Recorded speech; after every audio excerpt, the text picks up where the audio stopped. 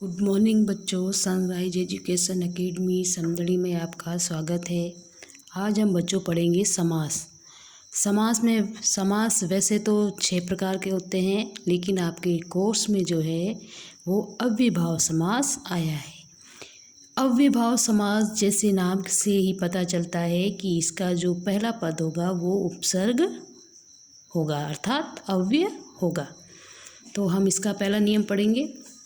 अव्यय पदम उप, जिसका प्रयोग हम समास विग्रह करते समय समीपम अर्थ में करेंगे।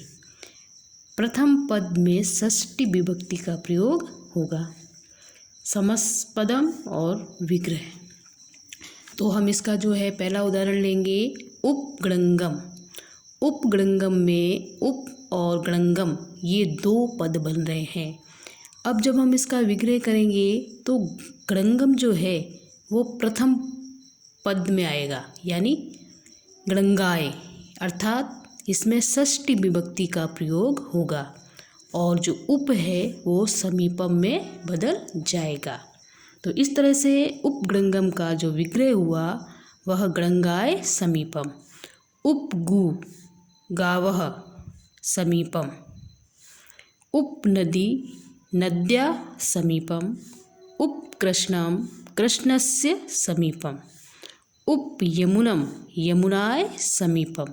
इसमें जो भी ये प्रथम पद आया है उसमें षष्ठी विभक्ति का प्रयोग हुआ है और उप जो है समास विग्रह करते समय समीपम में बदला है। अब लेते हैं हम दूसरा इसका नियम। उप अव्यय पदम यानी अनु, जिसका अर्थ हम लेंगे पश्चात और योगम में। इसके 2 अर्थ होंगे, एक पश्चात यानी पीछे और योगम योग्यता के आधार पर। इसमें भी प्रथम जो पद होगा उसमें षष्ठी विभक्ति का ही प्रयोग होगा, समस्पदम विग्रह। अब इसमें अनुरथम, तो इसमें भी 2 पद बन रहे हैं, एक अनु है और एक रथम है। तो इसमें रथम जो है विग्रह करते समय प्रथम पद में आएगा ये, तो इसमें भी षष्ठी विभक्ति का ही प्रयोग होगा, तो रथस्य हो जाएगा। और पश्चात अनु जो है वो पश्चात में बदल जाएगा। फिर अनुग्रहम, ग्रस्य पश्चात यानी घर के पीछे, हिंदी अर्थ होता है इसका, और रथ के पीछे। अनुविष्णु विष्णु पश्चात अर्थात विष्णु के पीछे। अनुरूपम, अब इसमें जो है रूपम यानी रूप के बारे में बताया जा रहा है, रूप की योग्यता के बारे में बताया जा रहा है, इसलिए रूपस्य योगम होगा। अनुपदम पदानाम पश्चात। अनुजनकम जनकस्य पश्चात। तो इसमें जो भी ये प्रथम पद था, रथस्य ग्रस्य विष्णु रूपस्य पदानाम जनकस्य, इनमें जो है षष्ठी विभक्ति का प्रयोग हुआ है। अब हम लेंगे इसका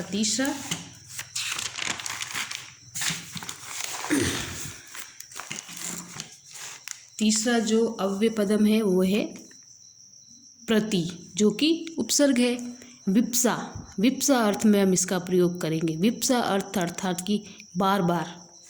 उत्तर पद को 2 बार प्रथम में द्वितीय या सप्तमी विभक्ति का प्रयोग होगा।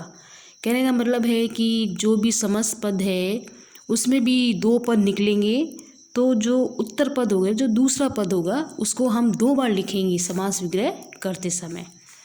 जैसे उदाहरण है प्रत्येकम, यदि हम इसका सदी विच्छेद करें तो प्रति धन एकम होता है, तो एकम उत्तर पद हो गया है, तो हम एकम को 2 बार लिखेंगे, एकम एकम प्रति। और प्रति पादम, तो पीछे वाला जो है पादम पादम प्रति, इसको हम 2 बार करेंगे। विप्सा यानी उसे 2 बार लिखना। प्रतिमासम मासम मासम प्रति। प्रत्यर्थम, इसमें प्रति धन अर्थम होता है, तो अर्थम अर्थम प्रति। प्रतिक्षणम क्षणम क्षणम प्रति। तो इस प्रकार से जो है इसमें उत्तर पद की 2 बार आवृत्ति हुई है। अब हम लेंगे चौथा अव्यय पदम निर। निर जिसका उपयोग होता है अभाव अर्थ में, यानी कमी। प्रथम पद में षष्ठी विभक्ति का ही प्रयोग होगा। समस्पदम ये विग्रह है। अब जैसे पहला उदाहरण है निर्जनम। निर्जनम का अगर हम हिंदी अर्थ करें तो हो जाएगा कि जहाँ पे मनुष्यों का अभाव हो। अब हम इसका संधि विच्छेद करेंगे तो पीछे वाला जो पद है वो यहाँ पे प्रथम पद में आएगा। जनानाम षष्ठी विभक्ति का प्रयोग हुआ है जनानाम, और निर जो है वो अभाव में बदल जाएगा। निर्मच्छिकम मच्छिकाणाम अभाव, यानी मक्खियों का अभाव। निर्मश्यकम मश्यकम होता है मच्छर, तो मश्यकाणाम अभाव यानी मच्छरों का अभाव। निर्धनस्य धनस्य अभाव। निर्जलम जलस्य अभाव। निश्रंकम श्रंकाय अभाव। यहाँ पे अभाव से संबंधित जो है विग्रह हमने किया है।